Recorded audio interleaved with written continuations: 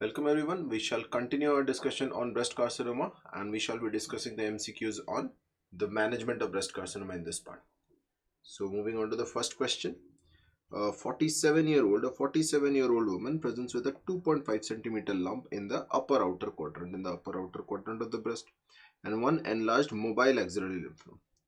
Core biopsy shows invasive ductal carcinoma, ERPR positive, HER2 negative, Ki67 of 10%. and PET-CT negative for metastasis. What is the most appropriate initial management? Okay. Now let's have a look into the TNM staging. 2.5 centimeter means it is T2. Okay. Then one mobile axillary lymph node is N1, and over here PET-CT is negative, so it is M0. Okay. Besides this, we have information regarding the molecular classification as well, right? From over here, we can very well appreciate it as luminal A, and Ki67 is low, right? When do we call it low? When it is less than 14%. Okay. Now, before we talk about the management, let's have a look into the classification of breast carcinoma on the basis of the management protocols, right?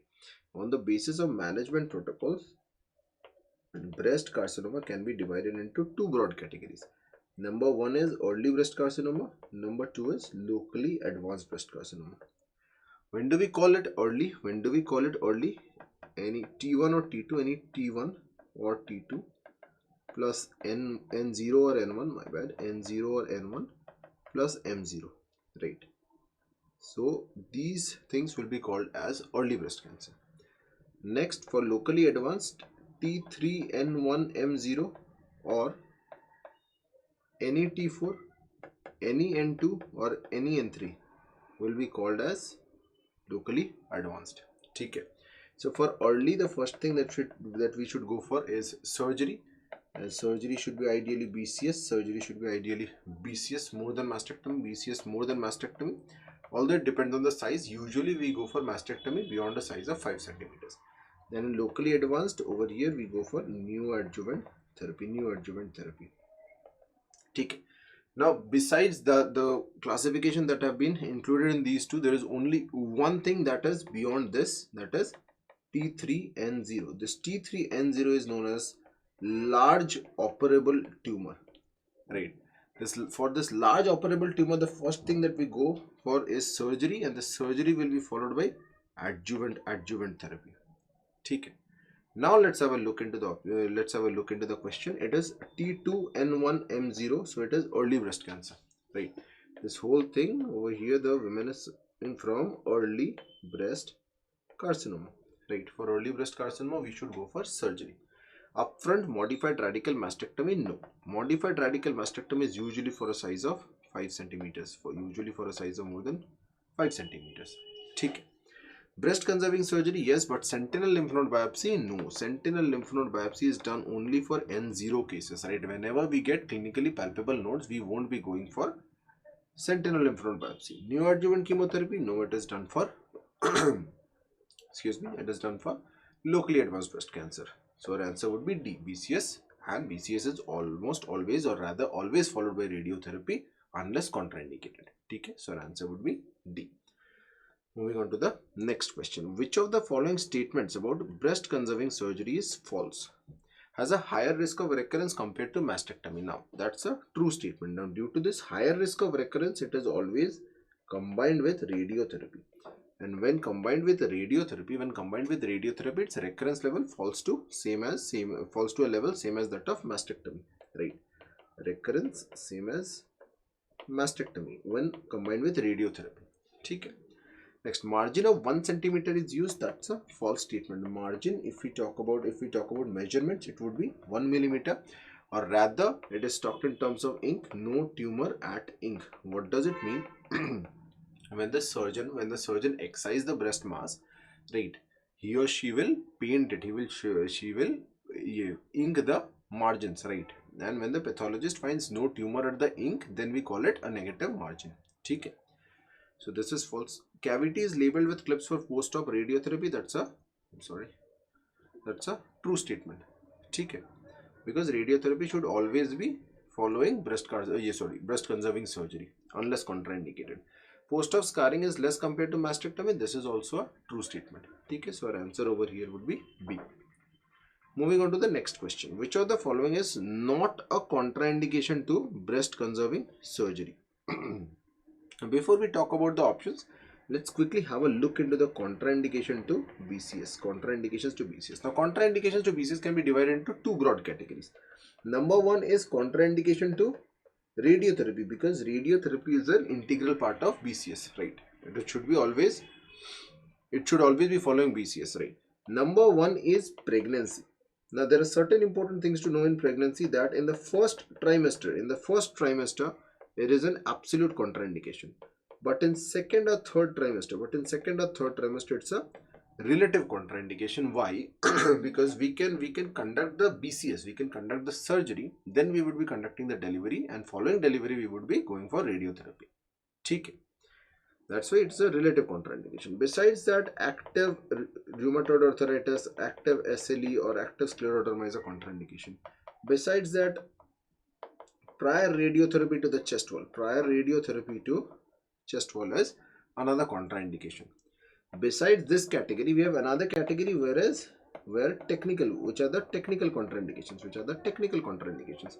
Number one is multicentric tumors, right? Next is lobular tumors. Next is lobular carcinoma, because lobular carcinoma tend to be multicentric. And finally, we have large tumor to breast ratio. Now, something regarding multicentric and multifocal, right? When what is the difference between them? Breast is divided into 4 quadrants. When there are multiple tumors, but all of them are located in a single quadrant, we call it multifocal.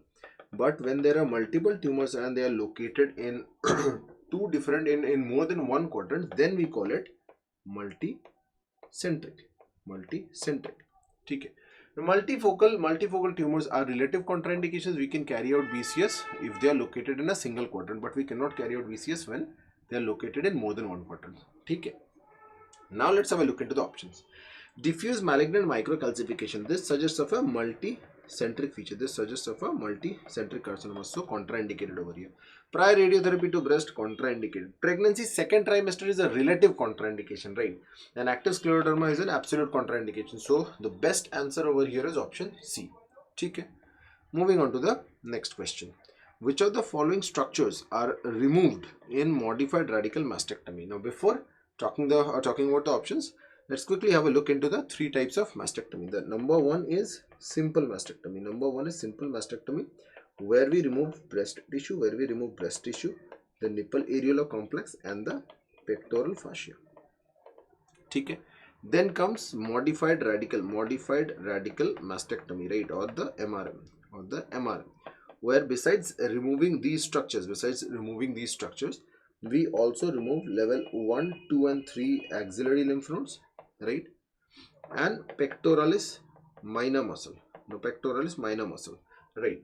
Now this pectoralis minor muscle, depending on what do we do, whether we retract or cut, there are 3 methods. Right. Number one is Auchincloss method. We have the Auchincloss method. Right. Number 2 is the Scanlon method, and number 3 is the Petty's method. In Auchincloss, we retract the pectoralis minor, whereas in Scanlon and Petty, we will cut the pectoralis minor. Okay.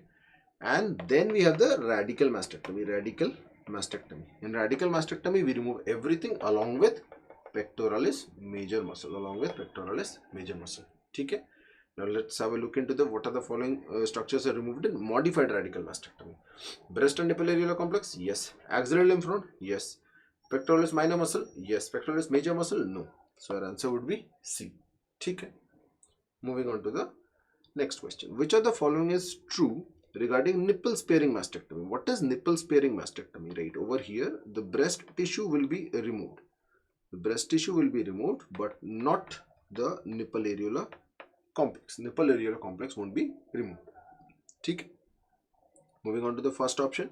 Can be performed in inflammatory breast cancer? No. In inflammatory breast cancer, right, the nipple areolar complex along with the surrounding skin is involved, right? Okay. So we cannot spare the nipple over here. Requires more than 2 centimeter distance from tumor to nipple. Yes, this is the true statement, right? In order to find the distance, we would actually go for something called the retroareolar frozen section. Retroareolar frozen section, right? Once we send it to the send it for frozen section, we find the distance. If it is less than 2 centimeters, then we will be removing the nipple areolar complex, and if it is more than 2 centimeter, we can spare the nipple areolar complex. Okay. Contraindicated when nipple discharge is present. No, nipple discharge is not a contraindication to nipple sparing mastectomy, right? We need to rule out malignancy. We need to rule out underlying malignancy. If there is an underlying malignancy, then we would surely remove the nipple areolar complex, but just discharge is not a contraindication. Not recommended in multifocal cancers. No, that's a false statement, right? For multifocal cancers, we won't be preserving the nipple areolar complex. Okay, so our answer over here would be B. Now moving on to the next question. Which of the following is true regarding sentinel lymph node biopsy? What is the sentinel lymph node? Sentinel lymph node is actually the first draining lymph node, right? And remember that it is always done when it is N0, in N0 state, right? If we get clinically palpable nodes, then performing a sentinel lymph node biopsy doesn't make any sense. Okay. Now let's have a look into the options, or rather before having a look into the options, let's have a look into sentinel lymph node biopsy. Sentinel lymph node biopsy, right? What are the cancers where it is performed? Right, it is performed in breast carcinoma, it is performed in vulval carcinoma, it is performed in penile carcinoma, it is performed in head neck carcinoma, it is also performed in malignant melanoma, right? All 5 of them are related somehow or the other, right? Next, we talk about the methods. Remember, there is something called the methylene blue method. This methylene blue method is the most common method that we use. Then we have a radionucleotide method. Then we have the indocyanine green, or the ICG method. Then we have the Centimag method, where we have the Centimag method. What is Centimag method? We actually inject a ferromagnetic substance and we detect the magnetic power, right? Okay, in the lymph nodes. And another important thing that we need to remember regarding this, after performing sentinel lymph node biopsy, which is the most common nerve to be injured, it is our ICBN, or the intercostobrachial nerve, or rather which is the medial most content of our axilla. Okay, now let's have a look into the options. Methylene blue dye alone provides the highest detection rate. That's a false statement. It does not provide the highest detection rate alone. It is rather the most common one to be used alone, but the highest detection rate is actually with a combination of methylene blue and radionucleotide. Okay. Contraindicated of neoadjuvant therapy, that's also a false statement. Neoadjuvant therapy is not a contraindication for sentinel lymph node biopsy. Recommended for T1 and T2 clinical node negative cancers. Yes, it will be recommended for node negative cancers. Not useful in DCIS. Usually we do not perform sentinel lymph node biopsy in DCIS, but when mastectomy is planned, then we would go for a sentinel lymph node biopsy even in DCIS. Why is it so? Because after surgery we cannot perform a sentinel lymph node biopsy. That's why it has to be done beforehand. So this is also a false statement. So the answer would be C. Okay. Moving on to the next question. A patient undergoes lumpectomy plus SLNB, or sentinel lymph node biopsy. One sentinel node shows micrometastasis. What is the most appropriate next step? Now, what is meant by micrometastasis? That is a size of 0.2 to 2.0 millimeter, or a cluster of more than 200 tumor cells, right? Okay, this is known as micrometastasis. When the size is less than 0.2 millimeters or less than 200 tumor cells are present, then we call it isolated tumor cells. Okay. Remember the fact that micrometastasis is not an indication for any intervention, right? Our answer would be A. We won't be performing ALND. What is the indication of ALND? The indication is more than 3 nodes. More than 3 nodes have to be positive, not one sentinel node, right? More than 3 nodes have to be positive, and that too with macrometastasis. That is a size of more than 2 millimeters. Okay, this is our indication for carrying out ALND. Auxiliary radiotherapy, again not a good option, and repeat SLNB does not make any sense.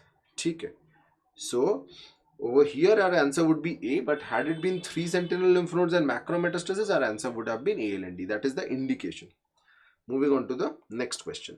Which are the following indications, which are the following are indications for axillary lymph node dissection, AL and D, right? Grossly enlarged matted nodes, yes, this is an indication. This is rather N2A, this is rather N2A stage, okay? More than equal to 3 positive sentinel lymph node, that is also a true statement. Whenever it is not mentioned, we would consider them to be macromets, right? If it is not mentioned, we would consider it to be macromets, okay? Micrometastasis, no, this is not an indication. And persistent node positivity after neoadjuvant therapy, yes. The answer over here would be A, B and D. A should be our answer. Okay. Moving on to the next question. Which of the following structures? Which of the following structures is not a boundary of axillary lymph node dissection? Now, axillary lymph node dissection is done in a surgical location which is bounded by axillary vein superiorly. Yes, superiorly we have axillary vein. The thoracodorsal pedicle forms the lateral boundary. The Halsted ligament forms the medial boundary. And long thoracic nerve is actually not a boundary, right? Rather, the inferior boundary is formed by the angular vein. The inferior boundary is formed by the angular vein. Okay. Long thoracic nerve can be injured during dissection, but it is not a boundary of your AL and D, right? Okay. So our answer over here would be D. I'm so sorry. Our answer over here would be D. Okay. And another important thing, in AL and D, we would remove at least 10 lymph nodes. At least 10 lymph nodes are removed. Okay. While performing AL and D. Moving on to the next question. Which of the following are complications of axillary clearance? Right, altered sensation over axilla and medial aspect of the arm. Yes, this is a complication. Why is it so?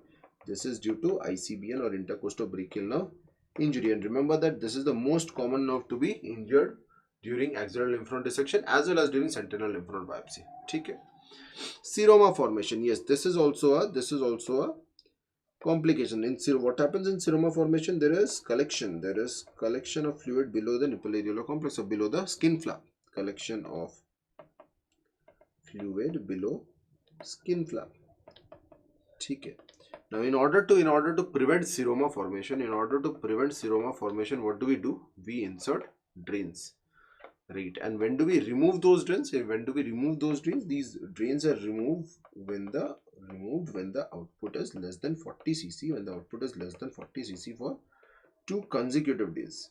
When the output is less than 40 cc for 2 consecutive days. Okay. Moving on to the next one, flap necrosis. Yes, flap necrosis is also a complication. It is usually seen when there is vascular insufficiency. Okay. And phantom breast syndrome, yes, this is also seen. Phantom breast syndrome is similar to that of the phantom limb, where the limb has been amputated, but we can feel the pain in our limb. Similarly, the breast has been removed. Mastectomy has been done, but the patient can feel pain in her breast. Right.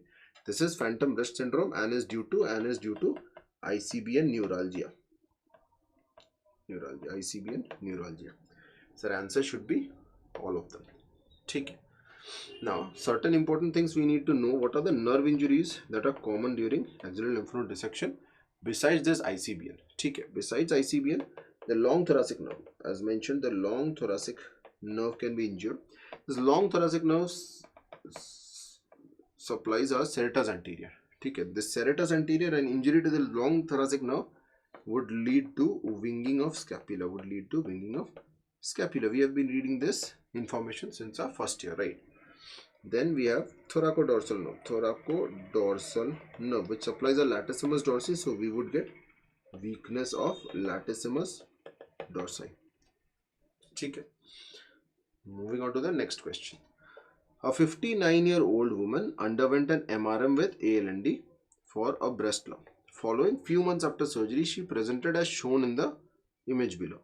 Which of the following statements about the condition is incorrect? Now over here we can see lymphedema. This lymphedema is due to the AL and D component. Right. Due to axillary lymph node dissection, we have damaged the lymphatics that has resulted in lymphedema of the arm. Which of the following statement is incorrect? Radiotherapy increases the risk of this condition. That's a true statement. Radiotherapy further damages the lymphatics, right? There is already a baseline damage to our lymphatics and we are adding radiotherapy to it. This will further damage the lymphatic system and will lead to, or rather increase the condition. SLNB, sentinel lymph node biopsy, increases the risk of this condition. That's a false statement. Sentinel lymph node biopsy rather decreases the risk of lymphedema. Why is it so? Why is it so? Because in a node negative case, we would go for sentinel lymph node biopsy. Over there, we can actually rule out the cases which do not require an axillary lymph node dissection. In those cases, we won't even get that lymphedema complication.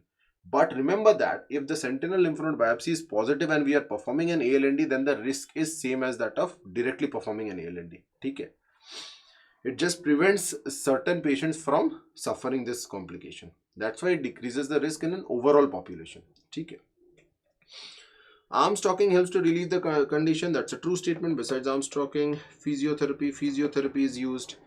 Stewart-Travis syndrome can develop in long-standing cases. Yes. What is Stewart-Travis syndrome? What is Stewart-Travis syndrome? It is nothing but the development of angiosarcoma, lymphangiosarcoma, or the malignant transformation of the condition lymphangiosarcoma, and that occurs after a delay of around 8 to 10 years. Long term means really long term, 8 to 10 years, right? It can develop malignant changes, forming an angio or a lymphangiosarcoma. And what do we do? What is the management of this condition? It is nothing but 4-quarter amputation. It is nothing but 4-quarter amputation. Okay. Moving on to the next question. Now, a 48-year-old woman presented with a 4 cm breast lump and a mobile axillary lymph node. IHC shows ERPR positive, HER2/neu negative. What is the most appropriate next step? So, over here we get T2 since the size is 4 cm. Again, N1 and M is X, but we shall be considering it to be M0, MX or M0, whatever. And it is luminal A. Extremely favorable condition, early breast cancer. Okay? For early breast cancer, this is an early breast cancer. For early breast cancer, what is the next step? What is the step that we do? We go for surgery where BCS is preferred. Okay. So BCS followed by radiotherapy should have been our answer, but over here we get this option of molecular tests. Okay. Actually, in an early breast cancer, we actually go for molecular tests. What are those molecular tests? We have those oncotype. We have oncotype DX. We got mamma print. Right. We got endopredict. Right. We have various molecular tests. Now, these molecular tests actually decide the role of chemotherapy as an adjuvant therapy, as an adjuvant modality, the role of chemotherapy. Right. So before doing surgery, we need to carry out this molecular test. Okay. So if molecular tests are present in the option, then our answer would be C in an early breast carcinoma. But had option C or molecular test been not there in option, then our answer would have been A. After performing molecular test, we would go for BCS plus radiotherapy. Okay. Moving on to the next question. A 36-year-old premenopausal woman presented with a 5.2 cm breast lump and a few immobile axillary lymph nodes. IHC study suggests the lump to be triple negative. What is the best neoadjuvant regimen? Over here, it is T3. It is N2A because it is immobile, and M is again X. Or rather, it has been given a triple negative breast cancer. Both of them. This is a locally advanced cancer. Locally advanced cancer, triple negative breast cancer. Both of them are indications for neoadjuvant chemotherapy. Now, before we move into the options, let's have a look into the chemotherapeutic regimen. Right, we got 3 regimen available to us. We have the CAF regimen, which is cyclophosphamide plus adriamycin plus 5-fluorouracil. Then we have the CMF regimen, which is nothing but cyclophosphamide plus methotrexate plus 5-fluorouracil. And we have the ACT regimen, which is adriamycin plus cyclophosphamide plus taxanes. Okay, remember that this ACT regimen is actually the best regimen. So over here our answer would be option A, anthracycline. Adriamycin is nothing but an anthracycline, right? Anthracycline, cyclophosphamide, taxane would be a best choice. Had option A been not there, then our answer would have been option B. But since both of them are there, option A is a better choice. Hormonal therapy, right, would be required won't be required since it is triple negative, would have minimal role. And again, HER2 therapy won't be required since it is triple negative breast cancer. HER2 new is negative. That's why option C and D are ruled out. Had option A been not there, then our answer would have been option B. Okay. Moving on to the next question. The IHC results of a 62-year-old patient with breast lump was found to be ER positive, PR positive, and HER2 new 2+. What is the appropriate next step? Now, remember that whenever HER2 new has been mentioned in 1+, 2+ situation, right? Then we need to consider these things. When HER2 new is 1+, we call it negative. When HER2 new is 2+, we call it equivocal. Right? And when HER2 new is 3+, we call it positive. When HER2 new is equivocal, our next step should be FISH to confirm it, right? Whether it is actually positive or negative. So over here our answer would be C. Repeat IHC doesn't make any sense. And these two are actually the treatment, or actually the drugs that can be used had HER2 new been positive. Now remember that tamoxifen plus trastuzumab is actually used for a premenopausal woman, and letrozole plus trastuzumab will be used in a postmenopausal woman. Over here, since she is 62, right, then our answer would have been letrozole and trastuzumab, right, after FISH, after confirming whether it is positive or negative. Okay.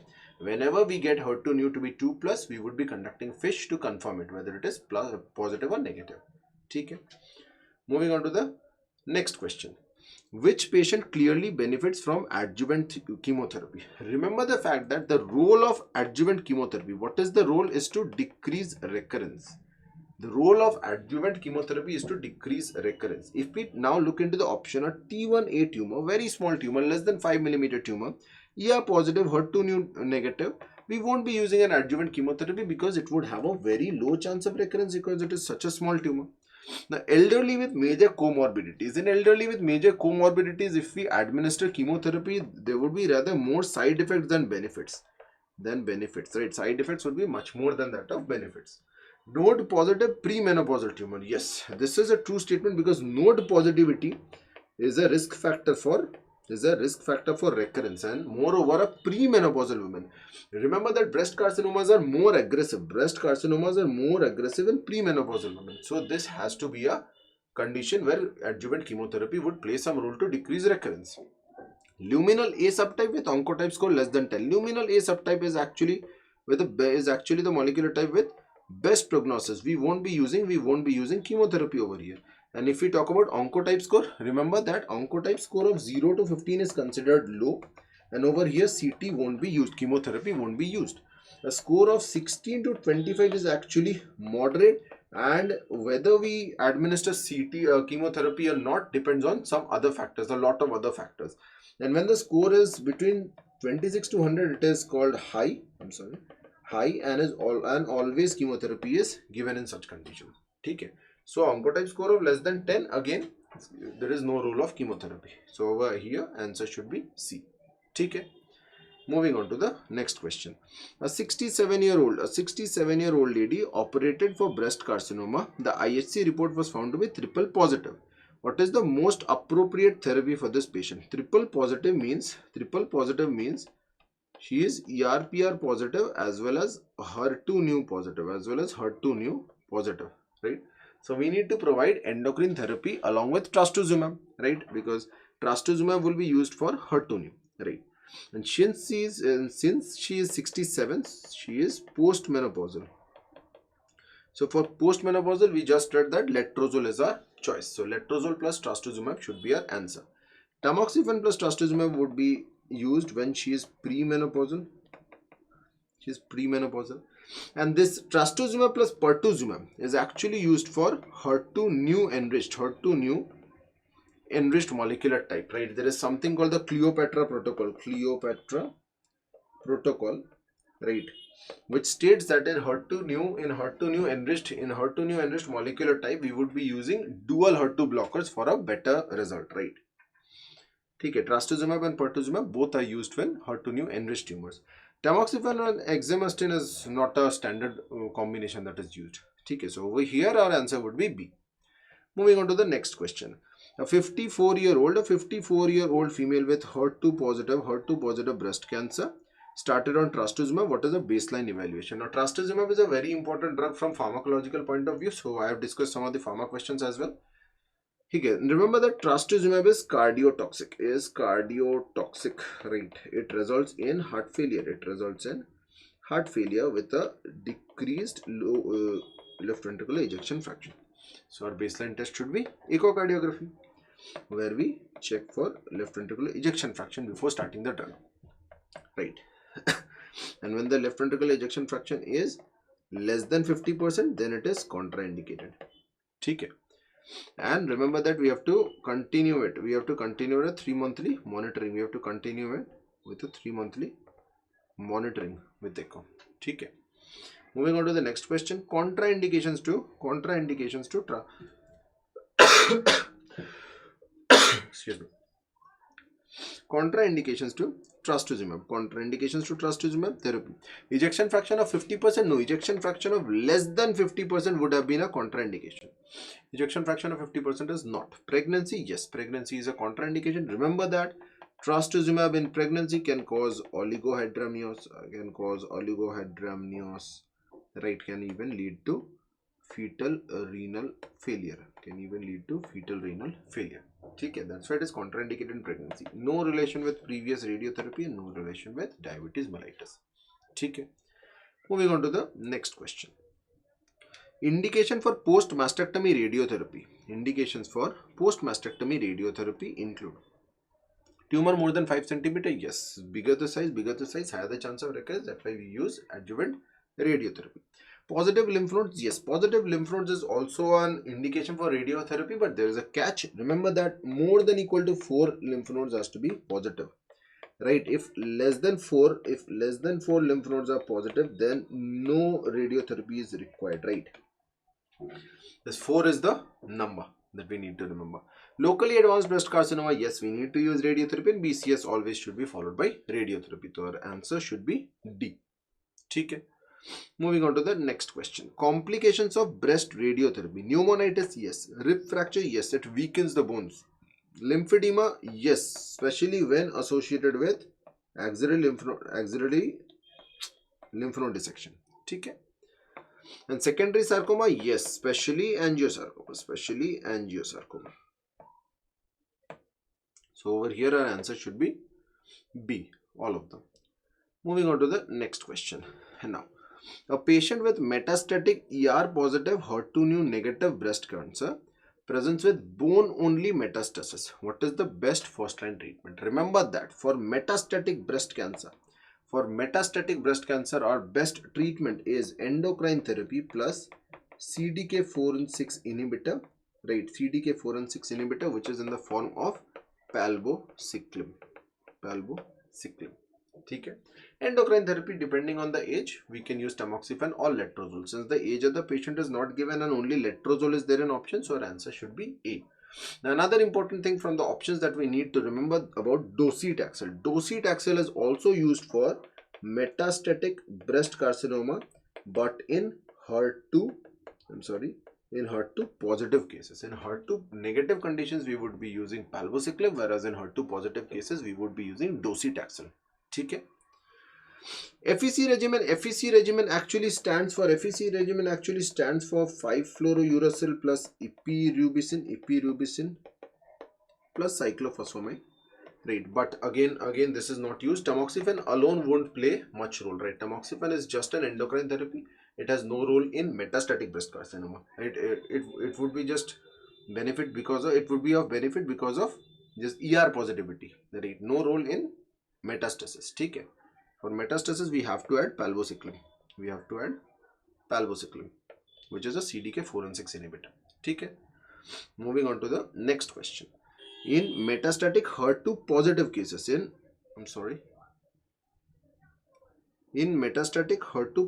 cases, the preferred first line therapy, as already discussed, docetaxel would be used. So it is trastuzumab plus pertuzumab plus docetaxel. Since it is HER2 positive, we are using a combination of trastuzumab and pertuzumab, as already discussed about the Cleopatra protocol. Capecitabine, no role. Aromatase inhibitor, no role. What is this TDM1 is actually adotrastuzumab. Adotrastuzumab entacin. Adotrastuzumab entacin, right? This is actually the second line drug. This is actually the second line drug for HER2/neu positive metastatic tumors, right? It is not required, right? Just remember the docetaxel for HER2/neu positive metastatic tumors and palbociclib for HER2/neu negative metastatic tumors. Okay. Moving on to the next question. Match the following toxicity and therapy. Cardiotoxicity seen in trastuzumab in the form of heart failure with reduced ejection fraction. Okay. Neutropenia is seen in anthracyclines, right? And it is a dose limiting, right? Even cardiotoxicity can be seen in anthracyclines, but neutropenia is a better choice over here because trastuzumab is there in one of the columns, right? Peripheral neuropathy, taxians will cause peripheral neuropathy, and tamoxifen will cause thrombosis. Thrombosis in the form of DVT, thrombosis in the form of pulmonary embolism, thrombosis in the form of stroke. So the answer should be A2B1. A2B1. There is only one option with A2B1, C3, D4. Okay? A should be our answer. Moving on to the next question. Choose the incorrect combination. Triple negative neoadjuvant chemotherapy or ACT. That's a true statement. HER2/neu positive cases. Trastuzumab plus pertuzumab. That's also a true statement. Luminal A, high risk, needs chemotherapy. That's a false statement. Luminal B is a low risk. Is a low risk, or rather the lowest risk among them, lowest risk among molecular classification, right? If we talk about the molecular classification, luminal A has the lowest risk or the best prognosis We do not require any adjuvant therapy for it, right? Inflammatory breast carcinoma, neoadjuvant chemotherapy, that's a true statement because it's a T4 lesion. Our answer over here would be C. Moving on to the next question. Regarding male breast cancer management, which is false, right? Nothing, it's almost same. The management of male and female breast carcinoma is almost same. Tamoxifen preferred in ER positive males? Yes, that's a true statement. If it is ER positive, we would be using tamoxifen. MRM is the standard surgery? Yes. RT is routinely avoided? That's a false statement, right? The indications are same as female breast carcinoma. Okay. SLNB is performed when nodes are clinically negative. That's also a true statement. So our answer over here would be C. Okay. Now moving on to the next question. A 36-year-old female is diagnosed with DCIS. Now the size of the mass was found to be 3 mm. The size of the mass was 3 mm. Margin of less than 1 mm. Low grade with necrosis. What is the most appropriate next step as per Van Nuys prognostic index? Now Van Nuys prognostic index was once asked in AIIMS, right? Let's have a look into it. Let's have a look into the Van Nuys prognostic score. Right now it is dependent on 4 features. What are they? Number 1 is size in millimeters. Number 2 is our margin in millimeters. Then we have the grading, the histological grading, and finally we have the age. And all of them have 3 things scored as 1, 2 and 3. Size less than 15 millimeters, score 1. 16 to 40 millimeters, 2. More than 40 is 3. Margin of more than 10 millimeters, it is 1. 1 to 9 millimeters and less than 1 millimeter. Grading, low grade without necrosis, score of 1. Low grade with necrosis, the score would be 2. And if it is high grade, it doesn't matter whether necrosis is present or not, it would be considered as 3. Age of more than 60, 40 to 62, less than 40 is 3. Let's calculate over here. Age of 36, so a score of 3. Size was found to be 3 millimeters, so a score of 1. Margin of less than 1 millimeter, so a score of 3, right? And low grade with necrosis, score of 2. So the total score is 9, right? So a total score of 9. Now let's have a look into what should we do at what score. What is the management? Number 1, if the score is between 4 to 6 and there is more than 3 millimeter margin, then we would go for only excision. We need to go for only excision. Next, if we have a score of 7 and a margin of less than 3 millimeters, a score of 8 with a margin of more than 3 millimeters, and a score of 9 with a margin of more than 5 millimeters. For all these three things, we would go for excision plus radiotherapy. Okay? And finally, we have a score of 9 with a margin of less than 5 millimeters and a score of 10 to 12. Then for score of 10 to 12, then we would go for mastectomy. Over here, the score is 9, but the margin is less than 1 millimeter. Less than 1 millimeter is of course less than 5 millimeters. So our treatment should be mastectomy. It falls under this category. So our answer has to be B. Okay. I don't think that this question will be ever repeated in INI. INI once tested this concept, but I don't think that it will be repeated ever. Moving on to the next question. A patient has T3N1 ER negative HER2 positive breast cancer. Which of the following is the correct management sequence? Now it is T3N1. T3N1 is locally advanced breast cancer. What is the first step? It is neoadjuvant chemotherapy. Neoadjuvant chemotherapy. So our answer should be B. Neoadjuvant chemotherapy plus trastuzumab. Why? Because it is HER2 positive, followed by surgery, followed by radiotherapy. Why? Because it is locally advanced. There is high risk of recurrence. Radiotherapy is never followed by surgery. Surgery followed by chemotherapy and then followed plus trastuzumab, then followed by radiotherapy should not be done in locally advanced breast cancer. Again, surgery followed by chemotherapy should not be done in locally advanced breast cancer. So our answer over here would be B. With this, we come to the end of our long discussion on management of breast carcinoma. It's quite an important topic, or rather the longest video till now in this channel. If you all like this video, consider subscribing to my channel, and thank you for watching this video.